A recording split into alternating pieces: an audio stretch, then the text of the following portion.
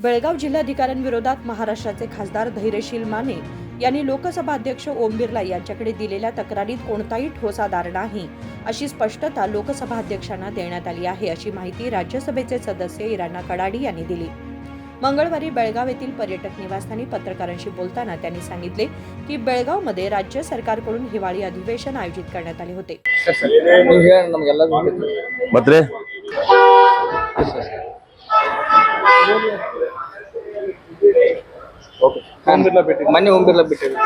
ಇತ್ತೀಚೆಗೆ ಮಹಾರಾಷ್ಟ್ರದ ಸಂಸದರಾಗಿರತಕ್ಕಂತ ಧೈರ್ಯಶೀಲ ಮಾನೆ ಅವರು ನನ್ನನ್ನ ಬೆಳಗಾವಿಗೆ ಬರಲಿಕ್ಕೆ ತಡೆದ್ರು ಅಂತ ಹೇಳಿ ಬೆಳಗಾವಿ ಜಿಲ್ಲಾಧಿಕಾರಿಗಳ ವಿರುದ್ಧವಾಗಿ ಹಕ್ಕುಚ್ಯುತಿ ಮಂಡನೆ ಮಾಡಿದ್ರು ಸ್ಪೀಕರ್ ಅವರ ಹತ್ರ।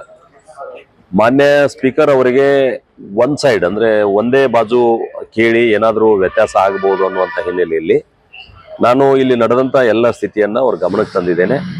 ಅವರು ಕೂಡ ನನಗೆ ಭರವಸೆ ನೀಡಿದ್ದಾರೆ, ನಾವು ಒನ್ ಸೈಡ್ ಡಿಸಿಷನ್ ತಗೋಕ್ಕಾಗೋದಿಲ್ಲ, ಸಂಸದರ ಹಕ್ಕುಗಳನ್ನು ರಕ್ಷಣೆ ಮಾಡಬೇಕಾದಂಥದ್ದು ಸ್ಪೀಕರ್ ಅವರ ಆದ್ಯ ಕರ್ತವ್ಯ।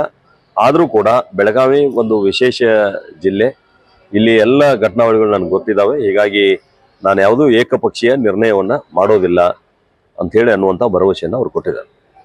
ಈಗ ಅವ್ರು ಏನಂತ ಕೊಟ್ಟಿದ್ರು? ಅದೇ ಸಂಸದನಾಗಿ ನಾನು ಬೆಳಗಾವಿಗೆ ತೆರಳಬೇಕಾಗಿತ್ತು, ಇಡೀ ದೇಶದಲ್ಲಿ ಯಾವುದೇ ಭಾಗಕ್ಕೆ ಹೋಗ್ಲಿಕ್ಕೆ ನನಗೆ ಅವಕಾಶ ಅದ। ಬೆಳಗಾವಿ ಜಿಲ್ಲಾಧಿಕಾರಿಗಳು ನನಗೆ ಈ ರೀತಿ ತಡೆದು ನನ್ನ ಹಕ್ಕನ್ನ ಚ್ಯುತಿ ಮಾಡಿದ್ದಾರೆ ಅನ್ನುವಂಥದ್ದನ್ನು ಹೇಳಿದರು। ಹೀಗಾಗಿ ಇದು ಹಕ್ಕುಚ್ಯುತಿ ಪ್ರಕರಣ ಬರೋದಿಲ್ಲ, ಯಾಕಂತಂದ್ರೆ ಬೆಳಗಾವಿಯಲ್ಲಿ ಕಾನೂನು ಸುವ್ಯವಸ್ಥೆ ಕಾಪಾಡಬೇಕಾದುದು ಜಿಲ್ಲಾಡಳಿತದ ಕರ್ತವ್ಯ।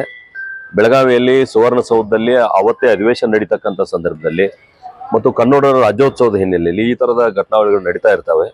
ಹೀಗಾಗಿ ನಾವೆಲ್ಲ ಇಲ್ಲಿ ಅಂತಂಬ್ರಂತೆ ಬಾಳ್ತಾ ಇದ್ದೀವಿ, ಮರಾಠಿಗರು ಕನ್ನಡಿಗರು।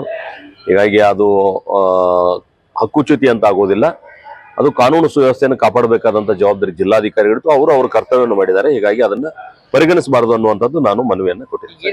ಯಾರೇ ಆಗಿರಲಿ, ಯಾರೇ ಬರಲಿ, ಕಾನೂನು ಸುವ್ಯವಸ್ಥೆ ಧಕ್ಕೆ ಆಗತ್ತಂದ್ರೆ ಅಂತವ್ರು ತಡೆಯುವಂತ ಪ್ರಯತ್ನ ಸಹಜವಾಗಿ ಜಿಲ್ಲಾಡಳಿತ ಮಾಡೇ ಮಾಡಿದೆ। ಇದನ್ನೇನಾದ್ರೂ ಮನವರಿಕೆ ಅದನ್ನೇ ಮನವರಿಕೆ ಮಾಡಿದ್ದೀನಿ ಜಿಲ್ಲಾ।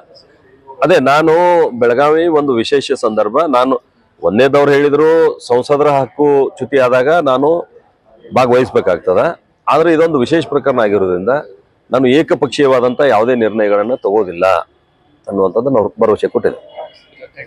यावर लोकसभा अध्यक्ष ओम बिर्ला यांनी सकारात्मक प्रतिसाद देत केवळ एका तक्रारीच्या आधारे चौकशी करण्यात येणार नाही असे स्पष्ट केले असल्याचेही इराणा कडाडी यांनी सांगितले। विनोद कोलकार, KMM मराठी, बेळगाव।